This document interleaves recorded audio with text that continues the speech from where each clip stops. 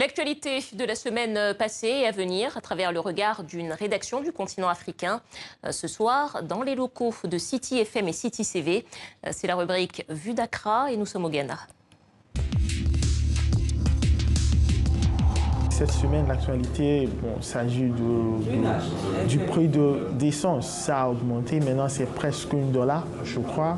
C'est le même prix ou bien presque $1. Et puis ça a causé beaucoup de problèmes parce que pour les gens qui sont des propriétaires de voitures ou bien les gens qui ont leur business, leur commerce, ils se plaignent parce que sans licence, on ne peut pas travailler. Sans licence, c'est difficile à faire beaucoup de choses. Dans la semaine, il y avait des gens qui sont allés acheter de l'essence. Ils ont trouvé un prix peut-être lundi et aujourd'hui c'est mercredi. Ils ont trouvé un nouveau prix et puis ils se plaignent. C'est pas une histoire très plaisante pour le gouvernement à ce moment-là.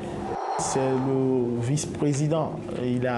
Pendant la campagne électorale pour les élections 2016, il a beaucoup parlé des taux d'échange et puis le prix de l'essence. Il a dit que l'ancien gouvernement ne faisait pas beaucoup pour contrôler ou bien stabiliser les prix. Quand il vient au pouvoir, il va tout faire pour stabiliser les prix. Maintenant, on voit que c'est plus difficile maintenant, ou bien c'est difficile de parler si vous êtes hors du gouvernement et on voit que dans la situation, c'est très difficile de contrôler le prix.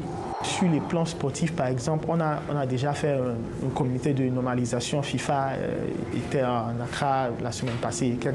Et maintenant, on connaît les membres et ils sont déjà commencé à travailler et on va voir ce qu'il va faire au niveau des changements parce que leur première tâche, c'est de faire des changements au niveau de comité exécutif de la Fédération foot de Ghana. C'est trop tôt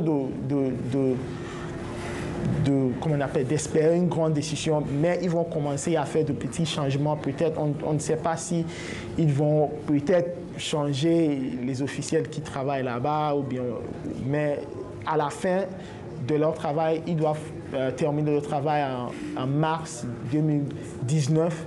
C'est à la fin de cette période qu'on va voir les grands changements qui vont se dérouler au niveau de Fédération Foot Ghana.